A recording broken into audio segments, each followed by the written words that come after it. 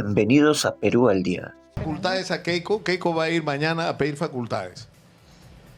Me imagino que por lo menos por 100 días para legislar frente a asuntos claves. Y entiendo que ya los tienen hasta escritos. Es decir, estos temas de los que estamos hablando, ¿no es cierto? El tema de la lucha contra el crimen, la crisis de la salud pública, el tema de infraestructura, el destrabamiento, no sé, no conozco los detalles, pero sé que hay un paquete de propuestas para los cuales ustedes le van a dar el oxígeno a Keiko para que pueda gobernar. Primero que pida y que nos diga para qué. O sea, con nosotros Mirta Vázquez, senadora de Ahora Nación, Francisco Calisto, senador de Renovación Popular, y Humberto Morales, senador de Juntos por el Perú. Bienvenidos. Y ante todo, aunque ya lo he hecho individualmente, y mis felicitaciones por la elección y mi preocupación por la responsabilidad que me imagino ustedes son conscientes que tienen en los hombros, ¿no? Bienvenidos. muchas gracias. Buen día, Nicolás. Gracias. ¿Por dónde empezamos? Empecemos por lo que pasó ayer, ¿no es cierto?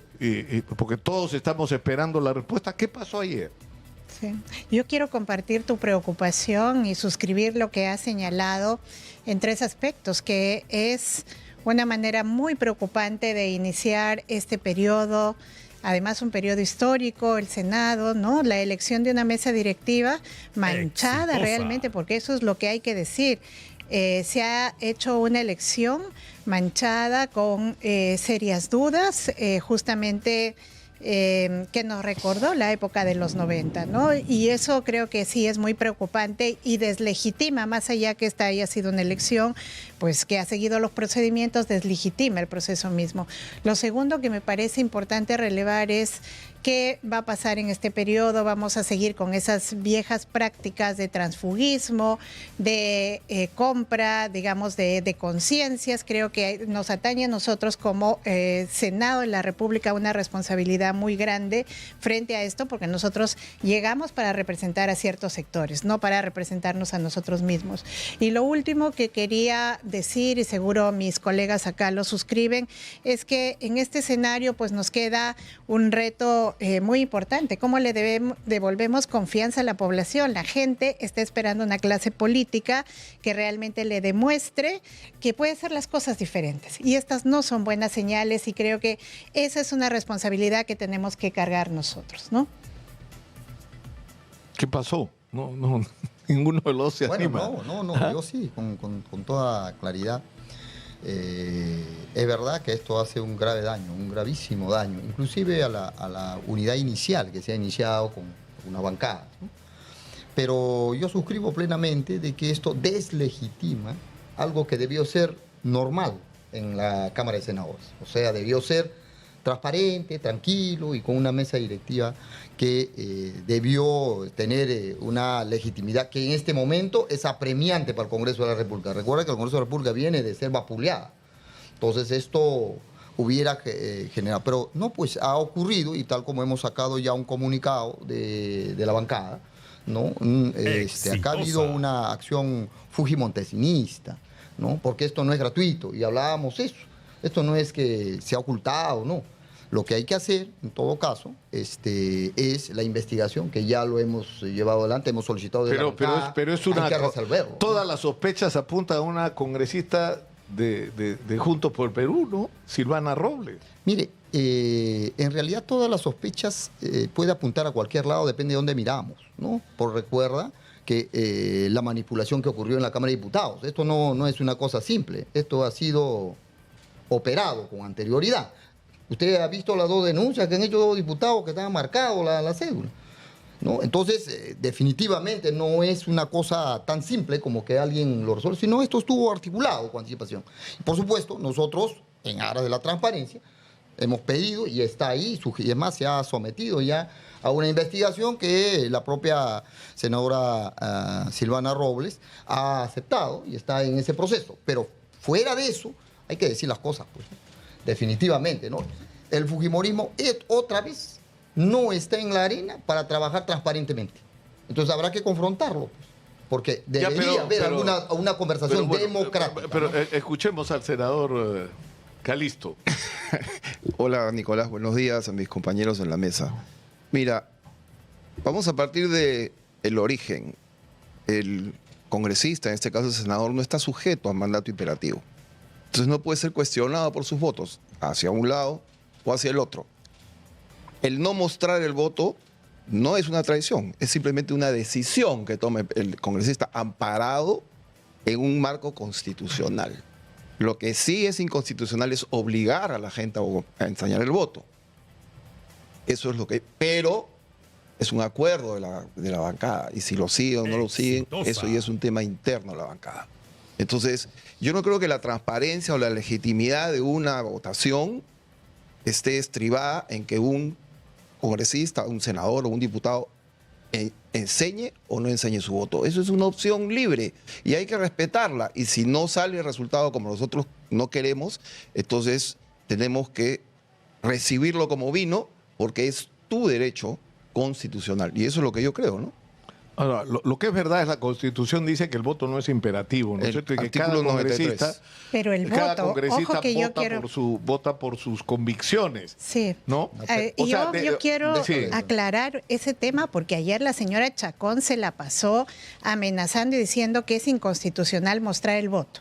Número uno, el congresista tiene toda la libertad de votar como le parece y creo que eso es un derecho que le da la Constitución y nadie lo puede juzgar por su voto. Eso nos queda clarísimo.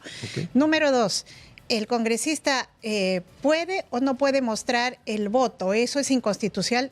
No es inconstitucional porque uno está en la libertad de transparentar su decisión. Esa es una libertad.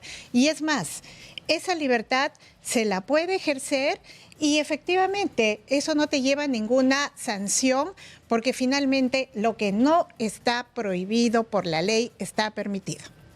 Nos deja claro eso. Lo tercero es que te pueden sancionar legalmente, penalmente por no mostrar tu voto. Ahí sí estoy de acuerdo. No se puede. No se puede, pero sí procede una sanción política si es que existió un acuerdo político como nosotros lo tenemos. Claro, pero ahí entras en un espacio bien complicado, porque ¿cómo sancionas a una senadora, porque es sobre la que caen todas las sospechas, por haber hecho algo a lo que la Constitución lo obliga es decir, a que vote como le dé la gana, más o menos. Porque no es sanción legal. Pero aquí hay que dejar en claro, cuando hay un acuerdo, y un acuerdo es político, así es. Y el acuerdo político se cumple en los términos que se ha hecho, inclusive con los aliados. O sea, hay que cumplirlas, ¿no es cierto? Y eso es un mecanismo que hay que aceptar. Ahora, lo otro, definitivamente aquí no hay una discusión, porque estaríamos adelantándonos, diciendo de que lo ha fraguado, ella ha hecho, entonces, no estamos diciendo eso.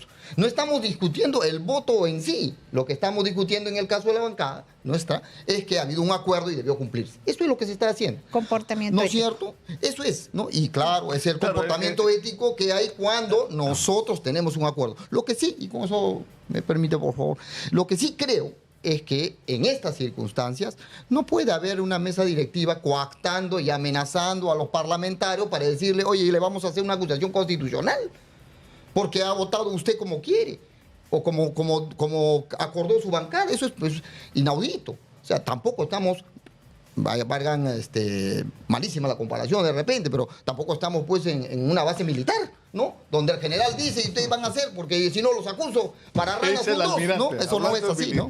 No, pues no es así.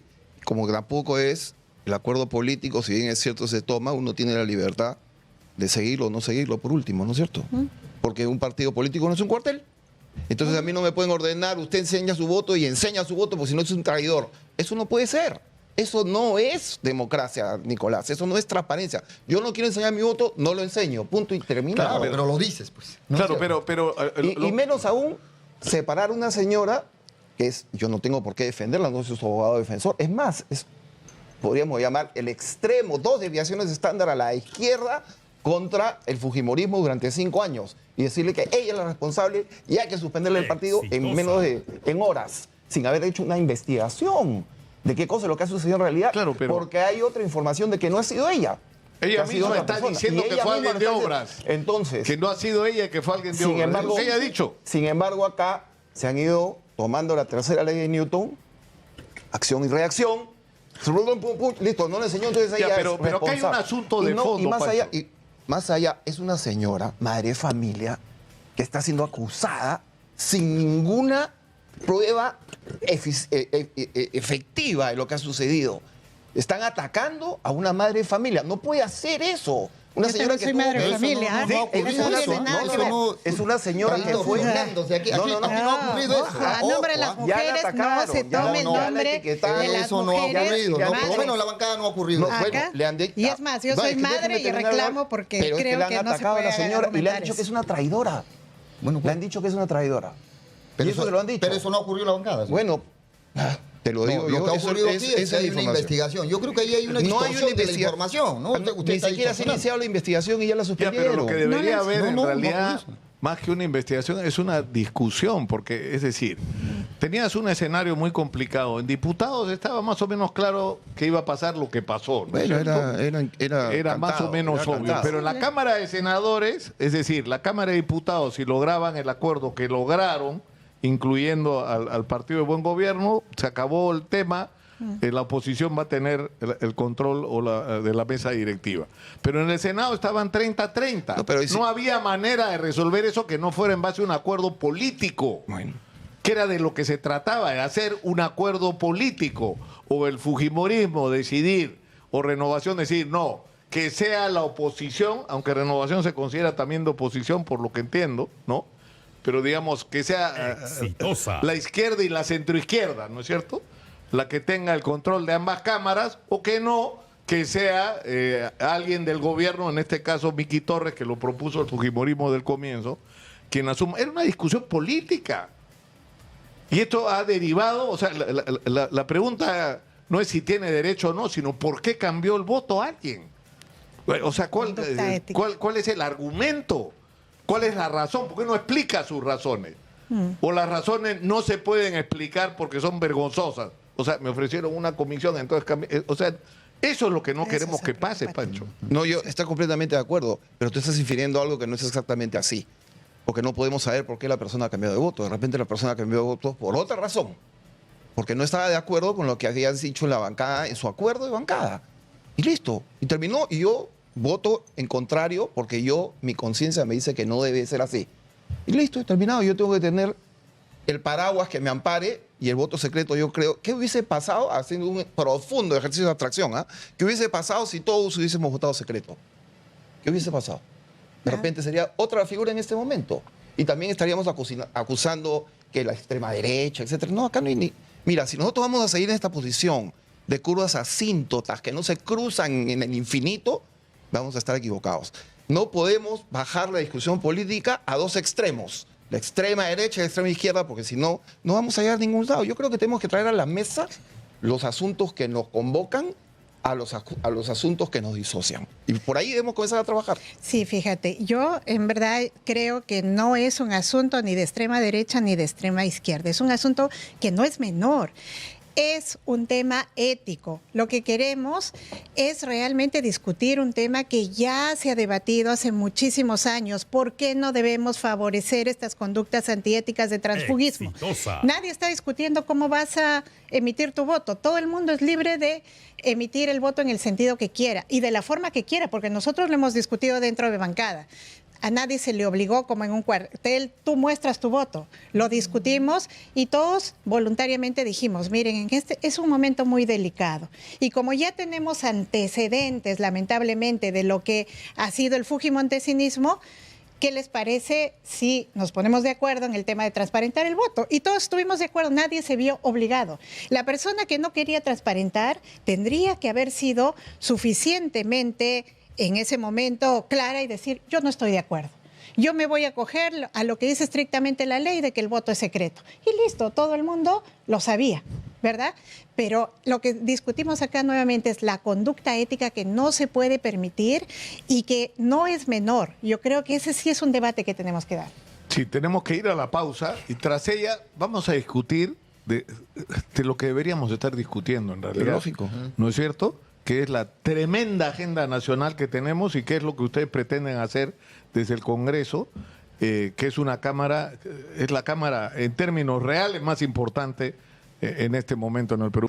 Es decir, hemos hablado de este penoso incidente del día de ayer, que debería servir de lección, ¿no es cierto?, para que las cosas se transparenten, que es lo que más importa, creo, lo que le importa a los ciudadanos. Que si alguien decide votar de una u otra manera, lo diga y dé sus razones y dé la cara algo así como inauguremos una manera distinta de hacer política, lo que lamentablemente hemos sufrido los últimos años. Ahora, hay temas de agenda que la ciudadanía está esperando, ¿no es cierto? Uno de ellos es este tema del presupuesto del Congreso. O sea, casi 1.800 millones de soles, una cantidad de privilegios que han irritado a límites, yo creo, nunca antes visto a la gente con respecto al Congreso, ¿no? ¿Qué van a hacer ustedes con ese tema? Sí, a ver, yo en realidad propondría una comisión que revise no solamente el tema presupuestal, sino el tema del funcionamiento y de la en este momento de una reestructuración del Parlamento, porque miren, desde hace varios años en que se suspendió, por ejemplo, la aplicación del Estatuto Parlamentario, el Congreso, ¿qué cosa es? El Congreso se ha vuelto la agencia de empleo de los partidos políticos y cada vez crece más la planilla de trabajadores de manera descontrolada, generándoles además derechos, ¿ah? Porque hay mucha gente que ya entró, por ejemplo, el periodo pasado, ya tiene derechos y ahora si los sacamos finalmente van a volver por sentencias judiciales, etcétera. Vamos a seguir en este ritmo. Eso es lo que genera la mayor cantidad de gasto y por eso, miren, cuando yo fui presidenta del Congreso, nuestro presupuesto eran 400 millones y sobraba plata, lo puedo decir. Sobraba plata porque lo podías gastar en las cosas más importantes sin generar ninguna restricción. Y el dinero sobraba. ¿Cómo puede ser que ahora hayamos llegado a triplicar el presupuesto y que finalmente ¿a dónde se está yendo? A pago de personal, bonos para congresistas, una serie de gastos superfluos que realmente da vergüenza porque de cara a las necesidades que tiene la gente no podemos seguir ahora, en ese ritmo. ¿Y qué van a hacer ustedes? Desde Renovación, ¿cuál es la posición que van a...? Yo estoy completamente alineado de que esto es un despropósito. Exitosa. Per se. O sea, no porque el presupuesto puede, perdón, el Congreso puede gestionar su propio presupuesto y puede llegar a extremos de esta naturaleza, ¿no es cierto? La reducción de personal es un tema que yo creo que es condición sine qua non para poder hacer esto. Y también la reducción de la cantidad de bonos que se reciben. Pero todos estos bonos de una u otra manera son gestionados a través de los sindicatos del Congreso. Entonces algo hay que hacer ahí porque esto está desvirtuando la razón de ser del Congreso de la República. No es un sitio donde uno se va a sentar a recibir bonos por derecha y por izquierda. O sea, así no es la vaina. Entonces, ¿cuándo vamos a parar esto? Cuando realmente coloquemos un coto acá. Claro, pero hay una discusión sobre, por ejemplo, nosotros hicimos un cálculo y nos salía que eran como 27, 28 trabajadores. Si uno sumaba el total de trabajadores, lo dividía entre el número, era más o menos 28 trabajadores por congresista. Y la cantidad de dinero que se asignaba anualmente a cada congresista era una desproporción. O sea, y revisamos la experiencia en otros países donde... Incluso de lo que históricamente cómo ha sido en el Perú, la gente, los empleados trabajaban para las bancadas, trabajaban para las comisiones. ¿Cuál es la posición de ustedes en Juntos Igual, por el Perú? Yo creo que ese es un punto de encuentro importante entre todas las fuerzas, ¿ya? Porque finalmente el uso y abuso del dinero público no solo es un problema de administración, sino es un problema político porque finalmente las personas ven lo que tú has dicho, ¿no? Como un espacio de privilegiados, ¿no? Y eso no debe ser así. Al contrario, ¿no? Lo que se ha tenido hasta ahora, que ha sido un presupuesto, por ejemplo, en la etapa de Mirta, que ella lo está informando, eso ha permitido inclusive respetar los derechos laborales. O sea, se ha respetado los derechos laborales, los trabajadores tenían sus beneficios laborales, eso no significa que vamos a hacer una purga, ¿no? Se cumplía con los derechos laborales de los trabajadores, pero finalmente no era pues tan exorbitante. Lo que ha hecho exorbitante son los bonos. Y esos bonos han terminado por decisión de la mesa directiva. Así es. Ese tema sí hay que resolverlo, porque no puede haber pues a propósito que viene el rey, ¿no? Un rey que dice esto, a él aumento, le meto su bono, no puede ser, ¿no? Entonces hay ciertas normas directivas que creo que la mesa directiva tiene que resolverlo con urgencia, por la imagen del Congreso, pero sobre todo por demostrar al país que el Congreso de la República termina siendo un espacio democrático, ¿no? Sí. Y si me permites, Nicolás, una aclaración, porque sí me parece importante, porque la mayoría de bonos no viene, por si acaso, de los acuerdos que se celebran con los sindicatos. Yo he celebrado varios convenios con sindicatos y está simplemente regulado por los derechos que a ellos les corresponde. ¿Cuáles son los bonos más altos que se ha dado en los últimos años? Los que se han decidido desde la mesa directiva, no con los sindicatos. ¿Y por qué se decide desde la mesa directiva?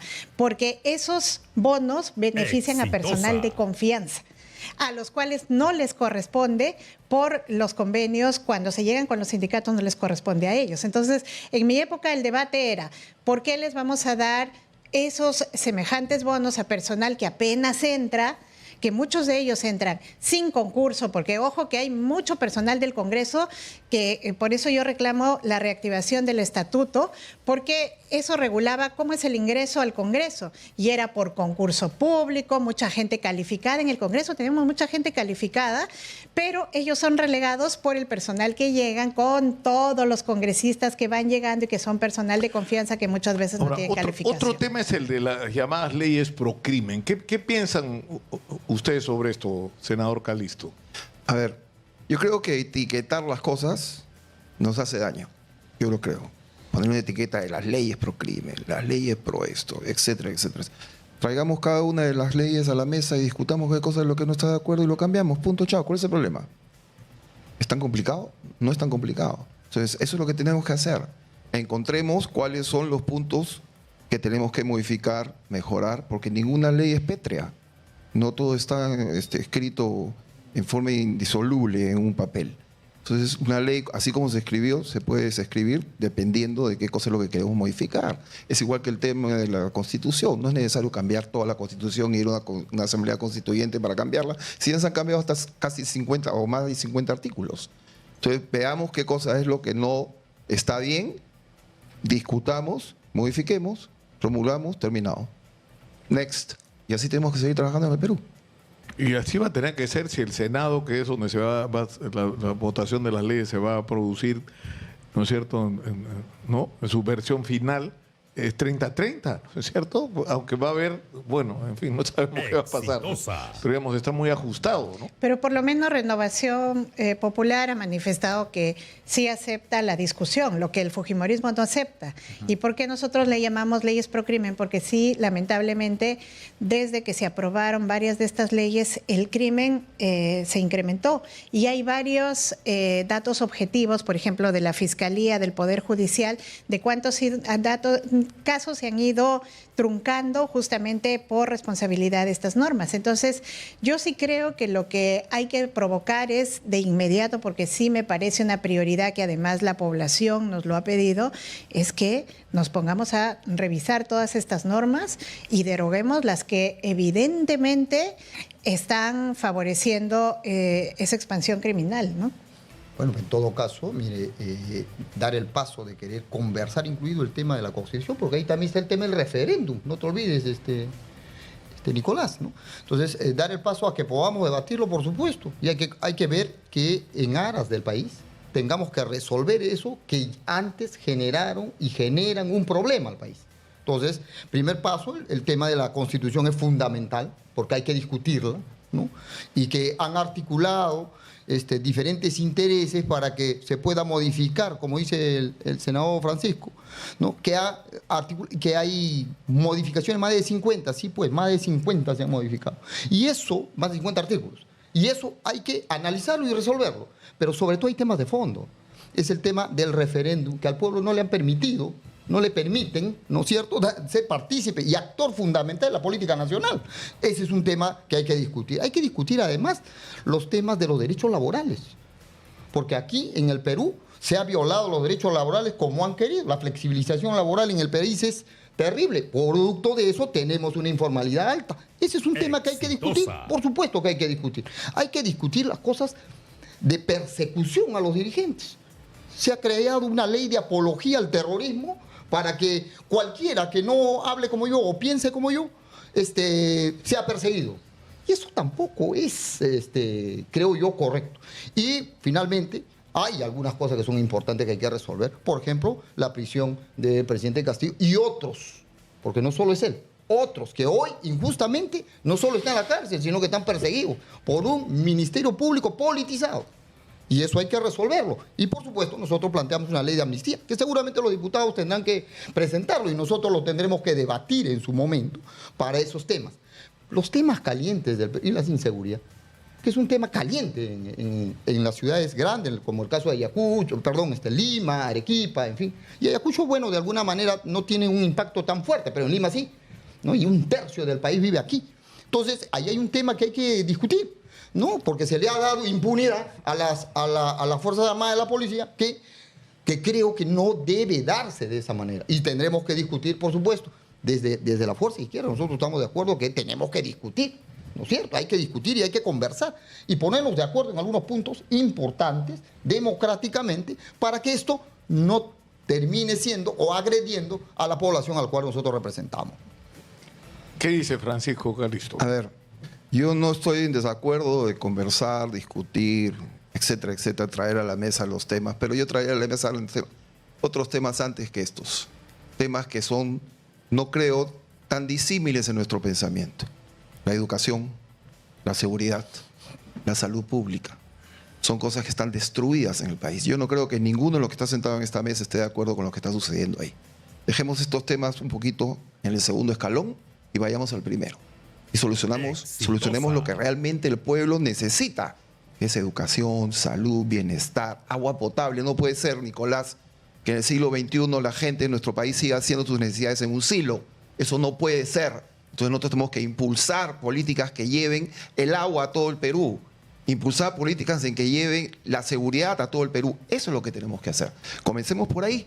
Y después traigamos los temas que de una u otra manera son un poco más discutibles o controversiales. Pero Pon lo que quieras, el nombre que quieras.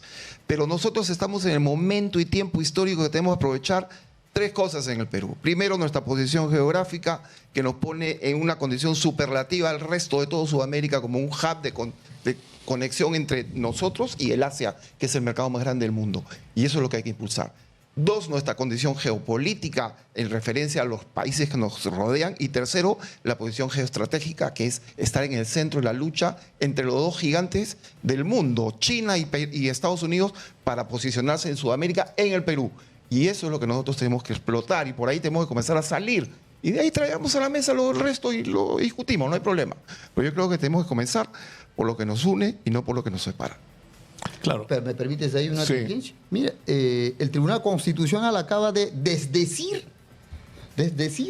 lo que había dicho antes. O sea, se ha modificado a sí mismo. A propósito de lo que dice el colega. Nosotros no podemos legislar por tema presupuestario, pues. Y esos sectores al cual se ha referido mi colega, es sectores que el Ejecutivo tiene que decidir sobre la inversión en esos sectores. Nosotros podemos facilitar, claro que sí, pero el Tribunal Constitucional acaba de decir al Congreso de la República, ustedes ya no pueden hablar sobre ese tema. Eso es lo que ha dicho. Mientras que en el anterior periodo sí se permitió, ¿no? Fueron flexibles sobre los temas presupuestarios. Y seguramente tendremos que legislar, como siempre, una vez al año en el presupuesto nacional. Ahí sí creo que tendremos que tener algunos acuerdos. Pero sobre estos temas, por supuesto, en nuestra función de representación y parlamentaria, tendremos que actuar. Pero hay temas que van restringiendo y este Tribunal Constitucional ha sido elegido bajo acuerdos, ¿no? Del fujimorismo. Eso Sí, no hay que... pero independientemente de eso, y con esto cierro, el tema del canon y sobrecanon que ha sido asignado sobre todas las regiones del sur, que le echan la culpa al gobierno central de lo que no han hecho, es muchísimo más alto que el resto de las regiones del país. Hay una calidad del gasto que tenemos que revisar. Y eso tiene que estar reflejado en las regiones como, por ejemplo, Cusco, 1.000 y tantos millones. Arequipa, 1.100 millones, Tacna, 836, Moquegua, 819, millones que se han ido en canon. ¿Dónde está esa plata? ¿Dónde están esos gobernadores regionales, que la mayoría no son ni de Renovación Popular ni de Fuerza Popular? O sea, ahí también hay una necesidad de ajustar la calidad del funcionario público. Claro, creo yo, ¿no? el tema es que resolver estos asuntos de fondo sobre los que puede haber coincidencias se van a estrellar con la corrupción y la ineficiencia en el aparato del Estado. O sea, sin políticas claras de combate a la corrupción y sin enfrentar la construcción de un Estado eficiente. Mira, no puede ser que desde poner una bodeguita hasta iniciar un proceso minero sea lo más engorroso que hay en el planeta y por supuesto cuesta, ¿no es cierto? Va pasando por aduanas. Sí. ¿No? Y por eso es tan importante nosotros mirar qué nos compete realizar. Y ahí hay cosas urgentes y hay cosas importantes, por supuesto. Por ejemplo, yo estoy de acuerdo que hay que darle respuesta a las principales problemáticas que tiene el país desde nuestro rol. Porque, por ejemplo, nosotros, la gente, ¿por qué quiere que se deroguen las leyes pro crimen? Porque necesita una situación de mínima calma para poder trabajar, para que no los maten. En el tema de salud, ¿por qué no está llegando ni siquiera medicinas a estos sectores? Por el tipo de modificaciones que se han ido dando para que finalmente en esos puestos esté gente corrupta que finalmente maneja. Mira, lo primero que deberíamos hacer, la primera ley pro crimen o contra el crimen que deberíamos promulgar en el Perú es funcionario público que le mete la mano a la plata del Estado que se vaya preso, cadena perpetua. Punto y terminado. Chao. Pero, Hagamos eso. Pero no ¿Y listo? solamente es la mirada penal, porque yo creo que la mirada penal es importante, pero ya hemos ¿sabes visto. lo que pasa? Es como que Calixto se acerca y tú... No. No, pero si estamos es cerca, estamos uno al lado del complementario. otro. No quiero decirle que no estoy de acuerdo. Yo, por supuesto, quisiera que, miren, un Ahora, corrupto pero en este hagámoslo. país le Ya, hace le van tanto a- daño. le van a dar pero no a solo Keiko- es la minera penal. Le van a dar facultades a Keiko. Keiko va a ir mañana a pedir facultades. Me imagino que por lo menos por 100 días para legislar frente a asuntos claves. Y entiendo que ya los tienen hasta escritos. Es decir, estos temas de los que estamos hablando, ¿no es cierto? El tema de la lucha contra el crimen, la crisis de la salud pública, el tema de infraestructura, el destrabamiento, no sé, no conozco los detalles, pero sé que hay un paquete de propuestas para los cuales ustedes le van a dar el oxígeno a Keiko para que pueda gobernar. Primero que pida y que nos diga para qué. O sea, nosotros no podemos ser adivinos, porque hasta este momento no ha trascendido en qué temas lo pediría. Sí ha trascendido seguramente de que va a pedir, pero no ha trascendido en qué Pero el tema. fenómeno del niño, de lo que no hemos hablado, Pero que es un tema ¿no? urgente, por ejemplo, y hay que facilitar eso, ¿no es cierto? Es un tema urgente. ¿No? Pero tendríamos que saber Pero en qué temas. Roberto Sánchez ha dicho que va a ser, como ha dicho, Pero él no vota, le va a no, ser no. el infierno. Pero él no va a estar ahí, vamos a estar nosotros. así La que- pesadilla ha dicho que va a ser de Keiko. No, al contrario. Bueno, tenemos que terminar, tienen que ir ustedes ya al Senado, ¿no? ¿Qué hora es la sesión ahora? A las 10, ¿no? Es la apertura. ¿Ah? Sí. Hoy día se abre formalmente las sesiones del Senado. Yo quisiera hacer una precisión a lo que tú has dicho, ¿no? Al presidente Pedro Castillo se le dieron facultades legislativas. ¿Por qué a Keiko Fujimori no? Pregunto. Porque- Si somos tan democráticos, ¿no? Porque son dos cosas, fíjense, en ese tema no es que a quién le damos por simpatía o no.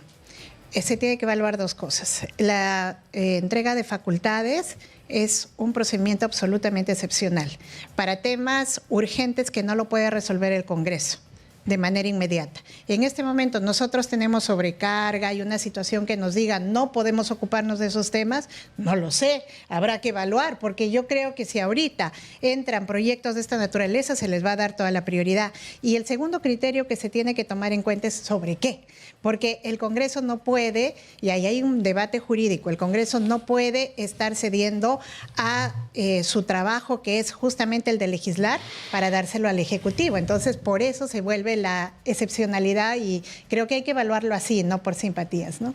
Bueno, al presidente Castillo se le dieron facultades por temas tributarios, fiscales, de seguridad, etcétera, etcétera. Bueno, hagamos lo mismo, pues. Exacto, Póngale la pero pelota en la misma condición. no somos y el dejemos mismo Congreso trabajar. y hay que evaluar, diría no yo, somos el mismo ¿no? Congreso ni tampoco el mismo presidente. Así es. Menos mal. Felizmente también.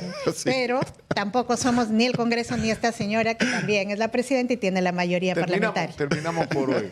Queden ustedes liberados, se levanta la sesión para que puedan ustedes ir al Congreso de la República. Muchas gracias por estar acá y como diría Juan Carlos Hurtado Miller, que Dios los ilumine. ¿No? Que Dios nos ayude, que Dios los ayude a ustedes a encontrarse.